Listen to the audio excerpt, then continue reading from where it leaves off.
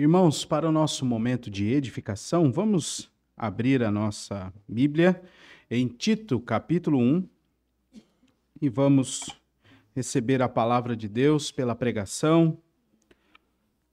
Tito, capítulo 1, do verso 10 ao verso 16. Assim diz a palavra do nosso Deus. Porque existem muitos insubordinados, pauradores frívolos e enganadores, especialmente os da circuncisão. É preciso fazê-los calar, porque andam pervertendo casas inteiras, ensinando o que não devem por torpe ganância. Foi mesmo dentre eles um seu profeta que disse: cretenses, sempre mentirosos, feras terríveis, ventres preguiçosos. Tal testemunho é exato. Portanto, repreende-os severamente, para que sejam sadios na fé, e não se ocupem com fábulas judaicas, nem com mandamentos de homens desviados da verdade.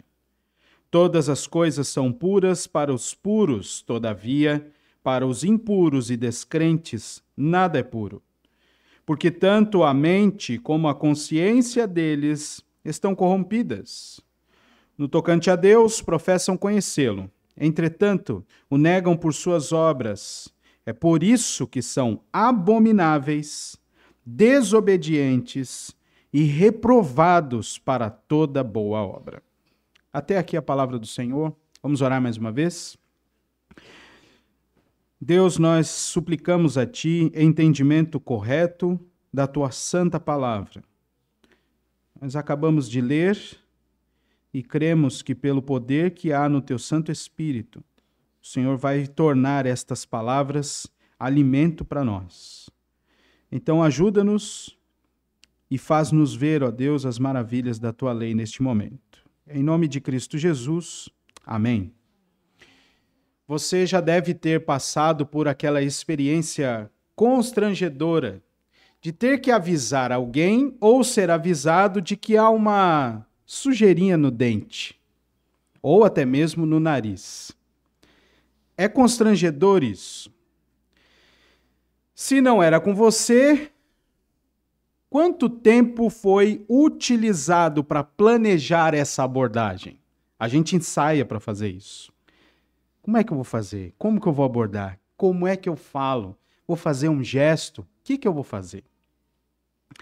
Com jeitinho, visando o bem e a proteção da pessoa, é sempre preciso falar, pois fazendo assim, a integridade da pessoa e o seu bem-estar serão garantidos. Muito mais complexo do que tratar de uma sujeira no corpo, o texto de hoje nos mostra que há uma necessidade por zelar da integridade e a saúde da igreja.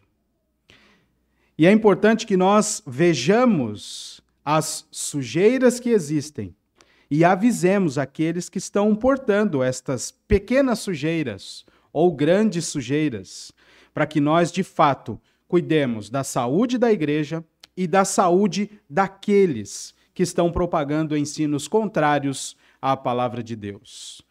O texto que lemos nos mostra que Paulo diz que diante da presença de falsos ensinos e de pessoas insubmissas a Cristo no meio das igrejas de Creta, ele vai exortar Tito a confrontá-los pela verdade bíblica, de maneira a silenciar falsas doutrinas, protegendo a saúde espiritual dos fiéis e promovendo a restauração dos opositores, conforme a sã doutrina.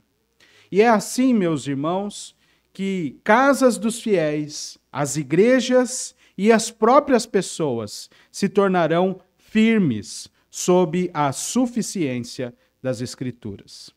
É requerido de todos da igreja uma submissão que é verdadeira, uma ação que vai ser revigorante, embora haja em alguns uma insubmissão degradante. O texto de hoje nos ensina que nós devemos zelar pela proteção da saúde da igreja. Então, É uma exortação a que todos nós lembremos disso. Proteção para a saúde da igreja. E veremos isso em 2 momentos do texto. O primeiro deles está do verso 10 ao verso de número 12. Como nós vamos prover essa proteção para a saúde da igreja? Em primeiro lugar, silenciando os insubmissos, pois ensinam o que não devem. Essa é a primeira ação que a gente precisa tomar. E a segunda, do verso 13 ao verso 16, repreendendo os insubmissos para que tenham uma fé saudável. Então, a proteção para a saúde da igreja, neste texto, envolve essas 2 ações. Silenciar os insubmissos por causa do ensino deles e repreender os insubmissos para que tenham uma fé saudável. Vamos então ao texto de hoje. Você sabe muito bem, nós temos enfatizado isso com repetida ênfase. A vida sem Deus é marcada por autonomia rebelde, fazendo com que as pessoas sejam insubmissas a ensinos que elas próprias categorizam como corretos ou não categorizam como corretos. E ainda, de fato, seja um ensino correto para elas, não vai ser suficiente. O coração vai ser levado a ficar endurecido, no sentido de que até mesmo a escolha das autoridades passa pelo próprio crivo. Infelizmente, essa é uma dinâmica conhecida de muitos nós e em muitas igrejas, infelizmente. Nós recebemos pessoas, recebemos os seus ensinos, mas o crivo continua sendo nós mesmos. Somente quando o Evangelho transforma o nosso coração é que nós poderemos receber a autoridade final, que é da palavra de Deus, e fazer dela o único crivo para nós vermos o que está sendo ensinado, a postura de muitas pessoas e recebê-las também como autoridade sobre nós. Você, não sei quantas vezes, já deve ter ouvido a instrução de uma direção para chegar em algum lugar, mas tentou fazer o seu próprio caminho. Aliás, eu faço isso direto. Me pego sempre discutindo com o GPS. Mas eu sempre venço. Quero deixar registrado aqui a minha altivez. Ou quantas vezes você já desconfiou do diagnóstico do médico, mesmo diante do resultado de um exame? A gente faz isso também. Assim também há muitos que, diante do ensino bíblico, permanecem insubmissos na tentativa de viver algo paralelo ao que está revelado na palavra. O problema, meus irmãos, sempre vai se agravar quando alguém assim passa a ensinar algo que não é verdadeiro. Só a palavra de Deus tem o poder de evidenciar o falso ensino, interromper as ações dos falsos mestres, e mais do que isso, e isso é um ponto brilhante no texto de hoje, conquistar os falsos mestres para uma fé saudável, pautada na vontade revelada do Senhor. Quando isso acontece, vidas são redimidas e a saúde espiritual de casas e igrejas é preservada. É exatamente para este momento e este fato que nós somos guiados por Paulo, lendo Tito 1, do 10 ao 16. Mas você precisa se lembrar um pouquinho do nosso contexto, visto que nós estamos numa série de exposições. Então, queria chamar a sua atenção para os versos iniciais. A carta que Paulo escreve a Tito é um chamado a ter uma igreja ordeira e piedosa. Veja só o versículo de número 12, do capítulo 2. A fé salvadora, a graça de Deus se manifestou salvadora, educando-nos para que, renegadas a impiedade e as paixões mundanas, veja aí, vivamos no presente século sensata, justa e piedosamente. Mas para isso é importante que tenhamos uma igreja também ordeira. Veja o versículo 8 do capítulo 3. Paulo vai dizer, fiel é esta palavra, e aí faça a afirmação constantemente e confiadamente, finzinho do versículo, para que os que têm crido em Deus sejam solícitos na prática de boas obras. E o versículo 14. Agora, quanto aos nossos, que aprendam também a distinguir-se nas boas obras a favor dos necessitados, para não se tornarem infrutíferos. O desejo de Paulo é que as igrejas em Creta sejam ordeiras e piedosas. E é neste sentido que ele inicia a carta, no capítulo 1, chamando a atenção para que aqueles crentes vivessem com uma fé verdadeira, pautada na palavra, e também anunciassem esta palavra. Depois nós vimos que esta igreja precisa ter servidores irrepreensíveis. No capítulo 1, do verso 5 ao verso 9. Pessoas que são irrepreensíveis por causa da dinâmica que tem de contato com a palavra e de sua servidão ao Senhor. E aí, então, chega o capítulo de número 1, verso 10. Até aqui, nós temos aprendido como nós precisamos modelar a nossa vida com a palavra de Deus. E, uma vez modelados pela palavra individualmente, trazemos os frutos da palavra para a comunidade da fé, que é a igreja. E isto é extremamente importante para que nós tenhamos um compromisso com Deus, submissos à palavra e assim também um compromisso com o nosso próximo. É preciso, meus irmãos, proteger a saúde da igreja. E é isso que nós vemos aqui do verso 10 em diante. Veja que então a primeira coisa que precisa ser destacada é que nós devemos silenciar os insubmissos, pois eles ensinam o que não se deve. Versículo de número 10 até o versículo de número 12, nós vemos que o texto é uma continuação daquilo que já foi dito. Observe que Paulo disse várias características dos servidores irrepreensíveis. Paulo diz: Tito, estando aí em Creta, constitui, por favor, presbíteros e bispos, aqueles despenseiros da palavra. E estes precisam ter, dentre várias qualidades, aquelas que estão no verso de número 9. Eu queria chamar a sua atenção. Eles precisam ser apegados à palavra fiel, segundo a doutrina, de modo que tenham poder tanto para exortar pelo reto ensino, como para convencer os que se contradizem. Por quê? Aí está a razão do verso 10.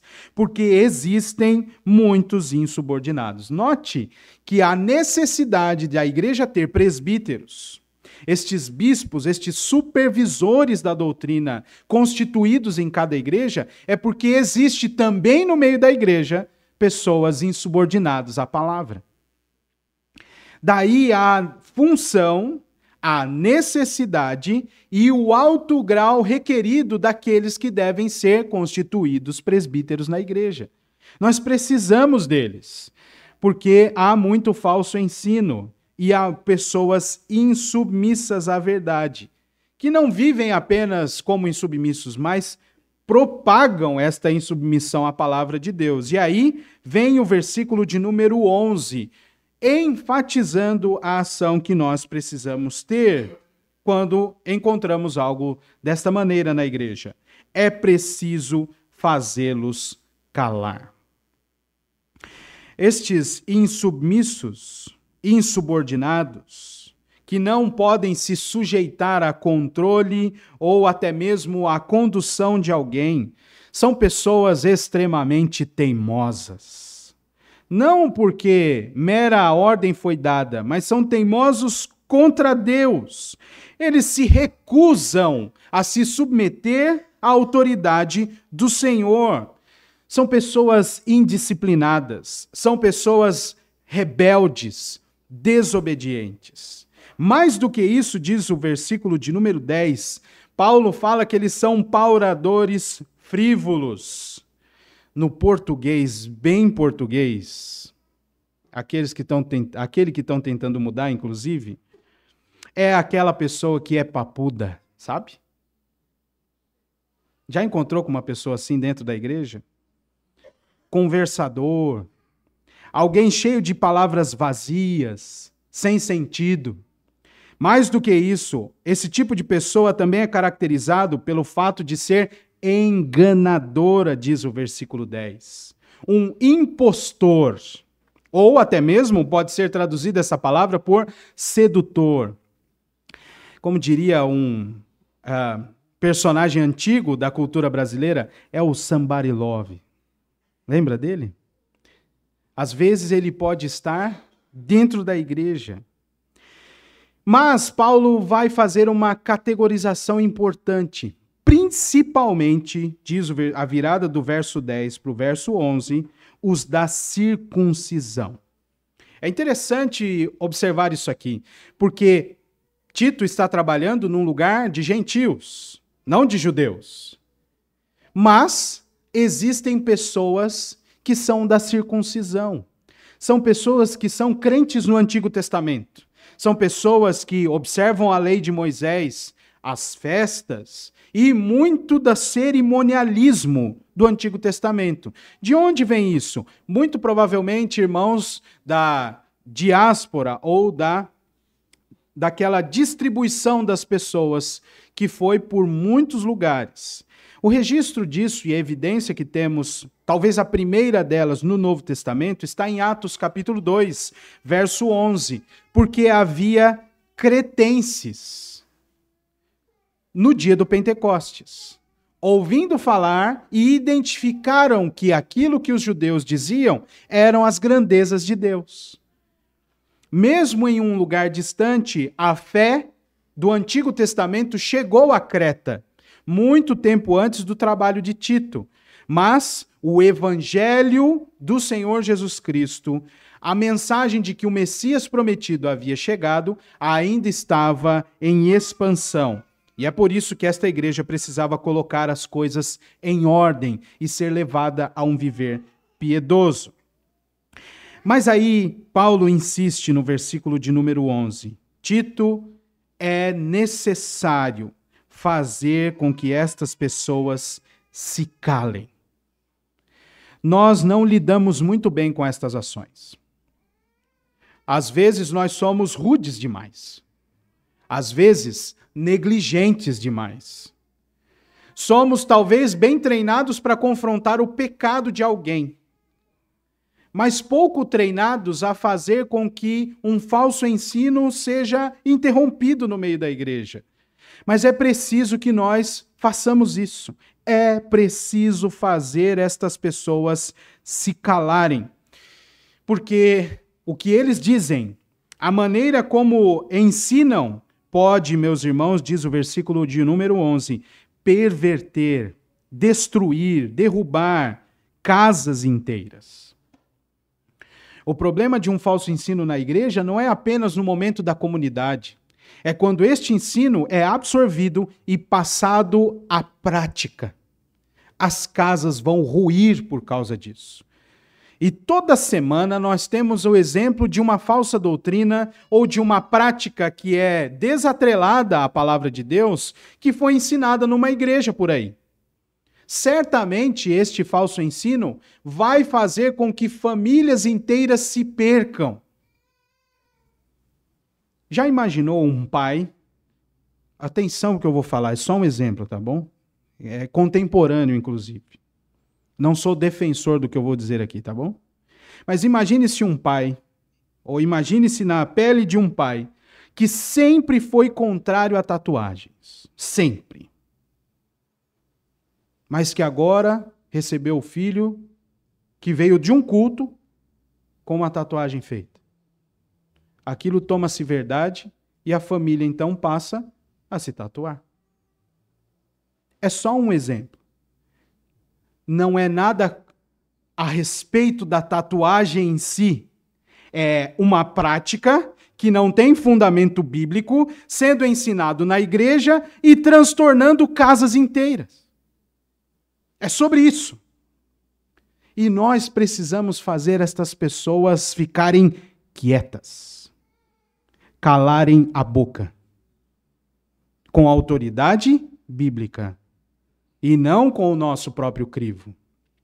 Achar que essa é uma outra coisa, achar que está certo ou não está, achar que é legal ou não, todos nós temos as nossas opiniões.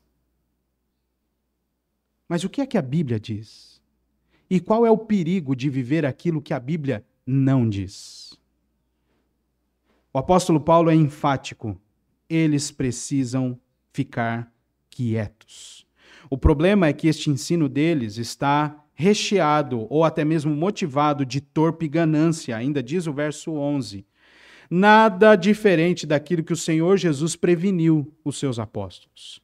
E é Pedro, na segunda carta, que vai afirmar que muitos fariam comércio dos crentes.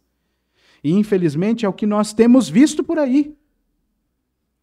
A comercialização do evangelho, mas também dos crentes. E são muitos exemplos, inclusive repetidos, que nós já usamos aqui. Alguns que era para a gente chorar, às vezes a gente até ri de tão mirabolante que é. É preciso fazer essas pessoas ficarem caladas. E é por causa desta dinâmica de vida e de um ensino muitas vezes traiçoeiro, é que Paulo vai citar um dos filósofos ou profetas que os cretenses conheciam muito bem, aplicando a esse tipo de vida, dos da circuncisão em especial, àquela que era conhecida a característica ou as características principais dos cretenses.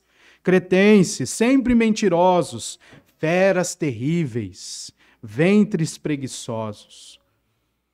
Meus irmãos, o falso ensino precisa ser interrompido. Imediatamente. Não é possível harmonia entre o que a Bíblia diz e o que o mundo diz. Não é possível e não tem como existir um meio termo. Não há como conciliar luz e trevas. Embora algumas igrejas tenham tentado fazer isso, mas o resultado são sombras. Não tem como fazer harmonia entre luz e trevas. Mas, para que o falso ensino seja interrompido, os seus propagadores precisam ser silenciados. Eles são insubmissos, meus irmãos. Cheios de palavras vazias, são impostores. No caso dos cretenses, havia ainda esta parte de conhecimento da lei de Deus, o que talvez tornasse o desafio ainda maior. Confrontar a palavra com o uso errado da palavra. É desafiador isso. E é importante que nós tenhamos um bom conhecimento bíblico, porque estes dias chegarão. Na nossa vivência, dentro do nosso lar, onde nós estudamos, onde nós trabalhamos, ou até mesmo, e que Deus nos livre disso, aqui dentro dessa igreja. Mas precisamos estar prontos. Então, não dê crédito a estas pessoas. Se forem pessoas da mídia, não os siga mais. Deixe de curtir as suas postagens, de ouvir as mensagens deles. Se forem pessoas próximas, ore. Marque uma conversa e confronte biblicamente. Faça isso para o bem daquela pessoa, para o seu bem, para o bem da nossa igreja. É preciso, meus irmãos, proteger a saúde da igreja, silenciando os insubmissos, como vimos até aqui, e também a partir do verso 13 até o verso 16, repreendendo os insubmissos, para que eles tenham uma fé saudável. Veja aí o que Paulo continua dizendo. O testemunho acerca daquelas pessoas e alinhá-los à vida dos cretenses, ou de alguns deles, é exato. Então, repreende-os severamente. Irmãos, os insubmissos à palavra, sejam eles quem forem, precisam ser confrontados. É uma afirmação que traz muito incômodo para nós. Principalmente quando nós vemos alguém ensinando errado, pois demanda de nós um envolvimento. E aí fica incômodo. Lembra da sujeirinha no dente? Da sujeira no nariz? A gente fica ensaiando, vai ou não vai? Até que alguém vai lá e fala assim, ó, tá suja. Você fala, graças a Deus, salvei alguém. Não, mas você nem falou nada. Você só ficou ensaiando. É incômodo, mas nós precisamos trabalhar para a igreja, em favor da saúde da igreja. Só que o texto é um texto que também demonstra um cuidado pastoral. Porque não é apenas fazer uma lista onde pessoas que têm um ensino duvidoso precisam estar. Isso é fácil. Até eu faço. Se você escrever na inteligência artificial, vai dar uma lista. Fácil, rápido, em segundos. O que nós estamos sendo exortados aqui nesta manhã, meus irmãos, é fazer um confronto bíblico para que estas pessoas sejam ganhas para uma fé sadia. Mais do que colocá-las à parte, é trazê-las para a verdade da fé cristã. E isso envolve muito empenho, muita oração e muito conhecimento bíblico da nossa parte. Paulo dá esta exortação, este imperativo aqui, é o único desta porção que nós lemos. Repreende, por meio de evidências condenatórias, trazer à luz e expor o erro, corrigir pela palavra. É assim que nós precisamos fazer. A história da igreja está repleta de exemplos, de pessoas que levantaram um ensino falso no meio da igreja, foram confrontados biblicamente e chamados ao arrependimento. Alguns não quiseram. E seitas, e muitas seitas foram criadas a partir daqui. Mas tantos outros se submeteram ao ensino da palavra e foram chamados a uma fé saudável.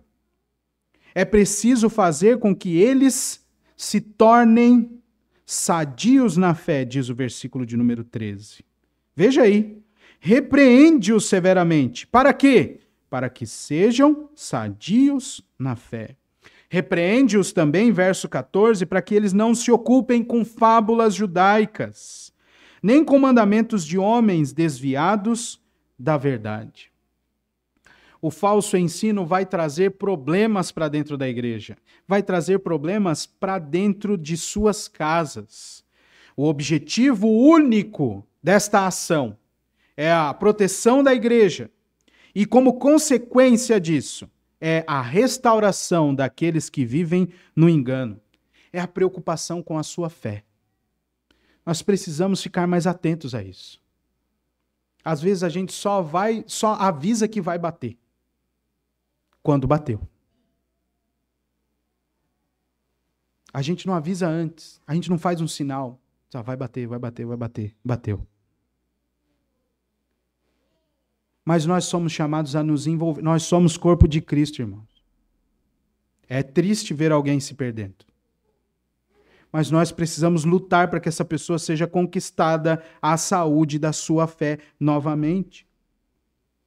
E aí Paulo dá um destaque aqui interessante para algumas coisas que muito provavelmente estavam atrapalhando a comunhão da igreja, como a manipulação de coisas que para um judeu, vou chamar assim, se eu estiver cometendo uma falha, depois vocês me corrigem, pessoal da internet também, por isso que eu não gosto que grava, né? Que aí o erro fica escondido. Mas vou chamar assim, tá bom? O pessoal da prática mosaica aqui, entre os cretenses, muito provavelmente as manipulações, o guardar das festas, o tipo de comida que talvez os de Creta gostavam, mas que o pessoal de Moisés não gostava. E aí vem o versículo de número 15. Todas as coisas são puras para os puros. Todavia, para os impuros e descrentes, nada é puro. Por quê? E aqui há uma qualificação de quem Paulo está chamando de impuro aqui. Não é a pessoa que é maioral, que sabe que pode comer de qualquer coisa, que pode ir a festas, que não vai tomar nenhum tipo de problema e não vai tornar nenhum tipo de problema para alguém. Não é que Paulo está considerando todos os outros que não pensam como ele, pessoas que são fracas na fé, que vão se escandalizar facilmente. Não é disso que Paulo está falando. Veja de novo o versículo 15. Porque estas pessoas, a quem ele chama de impuro, têm a mente, isto é, a razão no sentido mais estreito, com a capacidade para ver a verdade espiritual. Estas pessoas têm esta mente, que tem condições de odiar o mal, como também a sua consciência, no sentido de apontar para a alma, e aqui no fato de ser moralmente íntegro, sabendo diferenciar o que é bom e o que é mal. Estas pessoas estão com a sua alma e com a sua consciência impuras. O coração dessas pessoas está com problemas. E aí, tudo se torna invertido. O que não é pecado passa a ser pecado. E o que é pecado passa a ser coisa normal. Viu algum exemplo disso? Vários. Viu alguma igreja que está com esse problema? Várias. Será que aqui nós temos este problema? Precisamos buscar sabedoria do Senhor e não deixar que a coisa vá se alongando. É preciso fazê-los calar. É preciso repreender estas pessoas para que elas sejam conquistadas a uma fé saudável. Então, meus irmãos, o ensino de Paulo aqui é uma aplicação do que o próprio Senhor Jesus ensinou. Contra os escribas e fariseus, você pode ler um desses exemplos em Mateus 23. É o capítulo inteiro contra eles. E no verso 3, Jesus vai dizer àqueles que estavam ouvindo: olha, podem fazer o que eles falam, mas não imitem suas práticas. Porque o ensino está correto, mas a prática deles está dissociada daquilo que eles ensinam. E segue o restante do capítulo 23, dando vários atributos aos escribas e fariseus, chamando-os de víboras, por exemplo. Até mesmo entre os irmãos do caminho, como eram chamados antes de Antioquia, os cristãos do primeiro século, foi necessário alguns confrontos entre eles. Talvez os dois mais conhecidos, o Concílio de Jerusalém, no capítulo 15, porque os da Judéia não queriam que os gentios entrassem na fé cristã, ou praticassem aquele tipo de fé, sem se submeter às leis e ao cerimonialismo mosaico.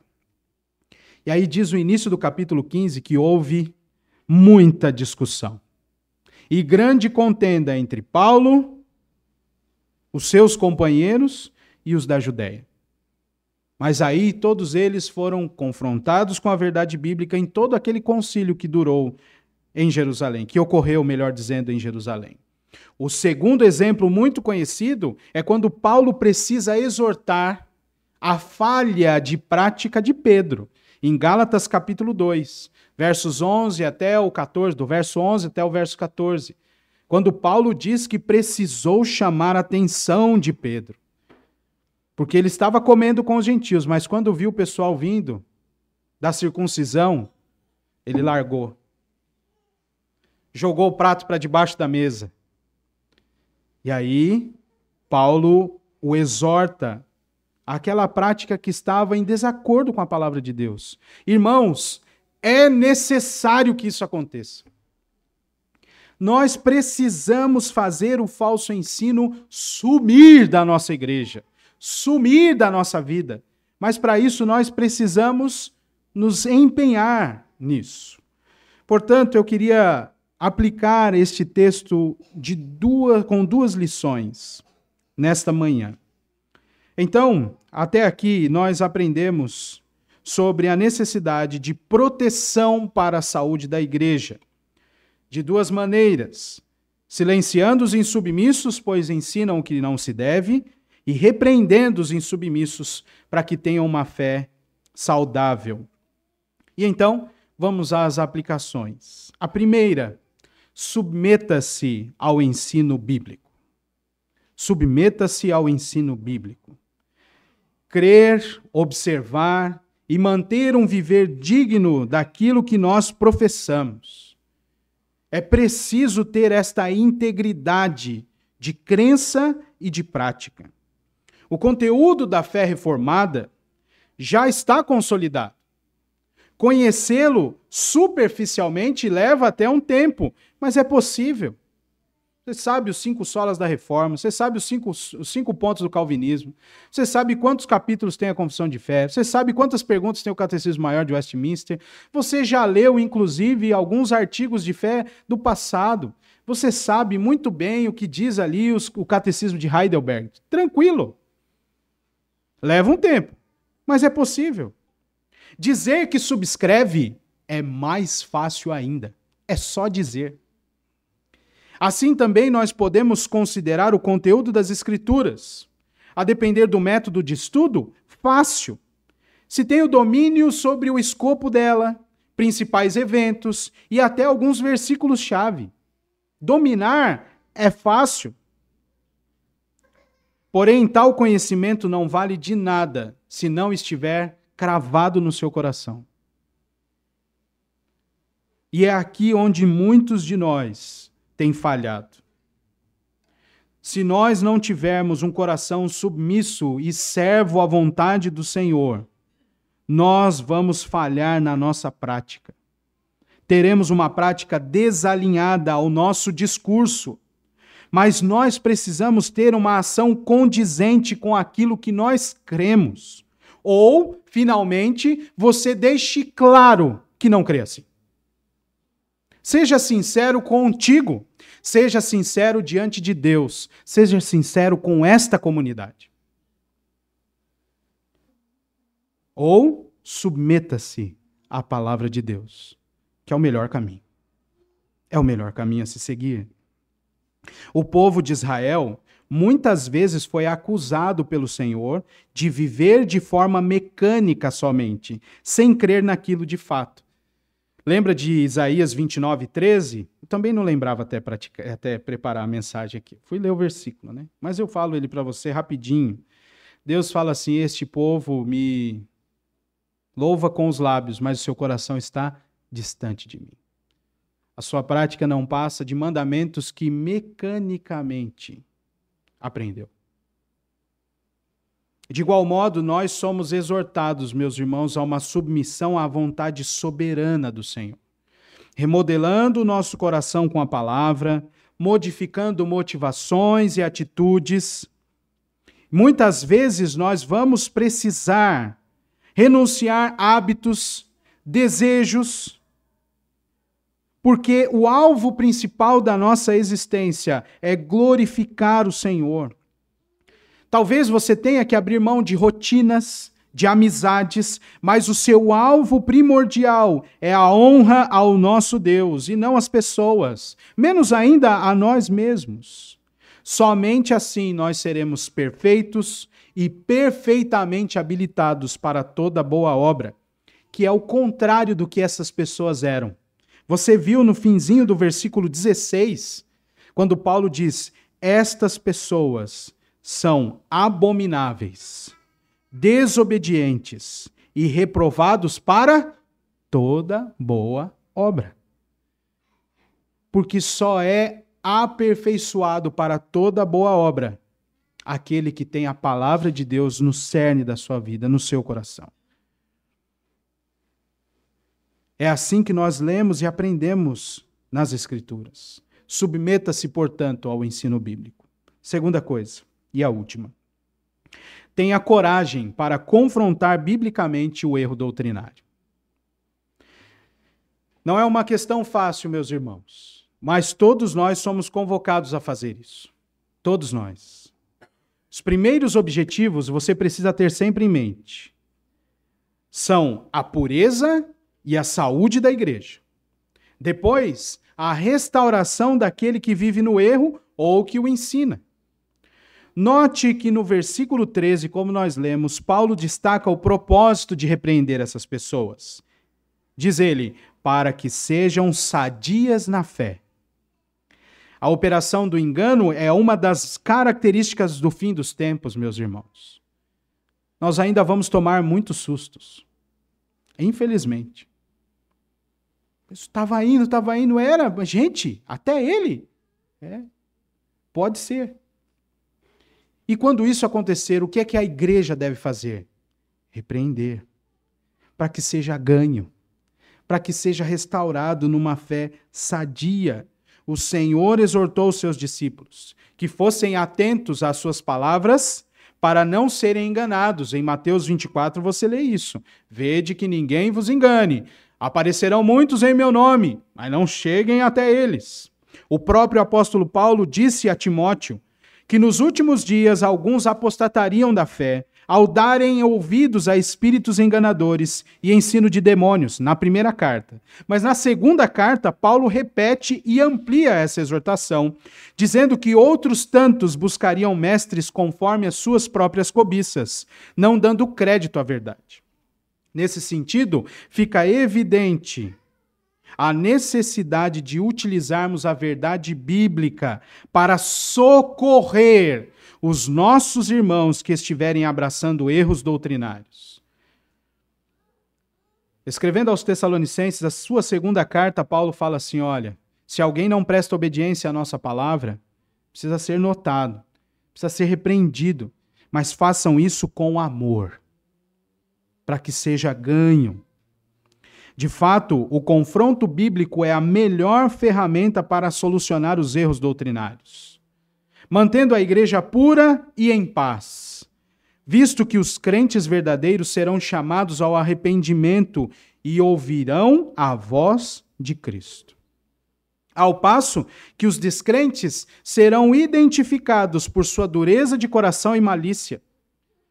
Alguns, meus irmãos, se entregam a paixões e se desviam. Outros se afastam e dão ouvidos àquilo que parece palavra de Deus, mas não é. E ainda outros tantos realmente são maliciosos. É preciso, portanto, ter coragem para confrontar biblicamente o erro doutrinário. Nós estamos numa era muito ruim para fazer isso, porque muitas coisas aparecem na internet.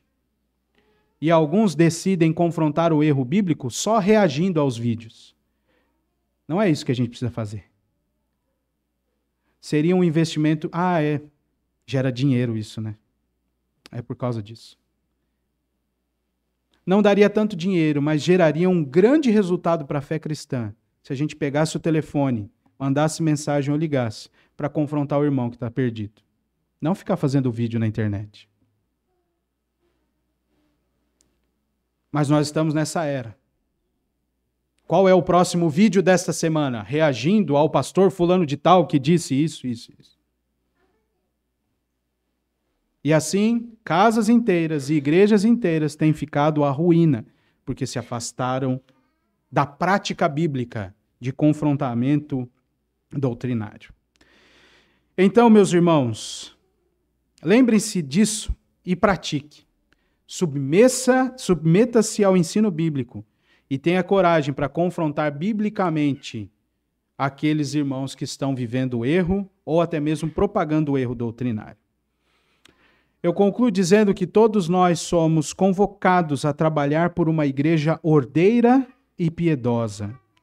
Para isso, é preciso proteger a saúde dela, silenciando os insubmissos, pois eles ensinam o que não se deve, repreendendo estes mesmos insubmissos para que tenham uma fé saudável e fazendo assim com que a glória do Evangelho fique brilhando, exuberante, diante de todos aqueles que creem no Senhor e Salvador Jesus Cristo.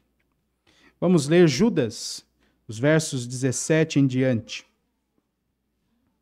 Diz assim: Vós, porém, amados, lembrai-vos das palavras anteriormente proferidas pelos apóstolos de nosso Senhor Jesus Cristo, os quais vos diziam: no último tempo haverá escarnecedores, andando segundo as suas ímpias paixões. São estes os que promovem divisões sensuais, que não têm o Espírito. Vós, porém, amados, edificando-vos na vossa fé santíssima, orando no Espírito Santo, guardai-vos no amor de Deus, esperando a misericórdia de nosso Senhor Jesus Cristo, para a vida eterna. E compadecei-vos de alguns que estão na dúvida. Salvai-os, arrebatando-os do fogo. Quanto a outros, sede também compassivos em temor, detestando até a roupa contaminada pela carne. Vamos ler todos juntos, versos 24 e 25? Ora, aquele que é poderoso para vos guardar de tropeços e para vos apresentar com exultação imaculados diante da sua glória, ao Deus nosso Salvador, mediante Jesus Cristo, Senhor nosso, glória, majestade, império e soberania, antes de todas as eras, e agora e por todos os séculos. Amém. Que a glória seja sempre do nosso Deus, e que, por isso, todos nós sejamos edificados. Coloquem-se em pé, vamos orar, encerrando assim também o culto desta manhã. Pai Celeste, nós pedimos a Tua graça sobre esta igreja. Dá-nos, ó Deus, do conhecimento da Tua palavra, de tal maneira que nós estejamos sempre prontos a identificar o erro e a lutar contra ele, em nossa própria vida e aqui na nossa igreja. Que sejamos, de fato, Senhor, uma igreja ordeira e piedosa, para o louvor da Tua glória. E que assim também o Teu Evangelho seja propagado por nós aqui, de maneira que muitos que ainda não Te ouviram cheguem ao conhecimento de Jesus Cristo, e também muitos que estão perdidos encontrem, ó Deus, uma fé saudável, enraizada na Tua palavra, e que assim o falso engano seja de todo desfeito, para o louvor da Tua glória, para nosso crescimento e para a exaltação do Teu santo nome. Te louvamos, ó Deus, por mais este momento de estudo da Tua palavra e de culto em adoração a Ti, que és o único merecedor. E que assim também o Senhor nos encha com as Tuas bênçãos maravilhosas. Em nome de Cristo Jesus nós oramos. Amém.